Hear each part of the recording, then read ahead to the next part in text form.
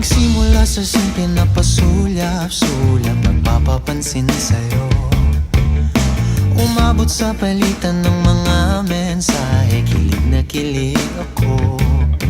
Kumusta, kain na, hello, magandang umaga. Ingat ka, pahinga, huwag kang masyadong magpupuyat pa. Naramdaman ng puso na dahan-dahan akong nahuhulog sa'yo. Sa kada araw natin na pag-uusap, meron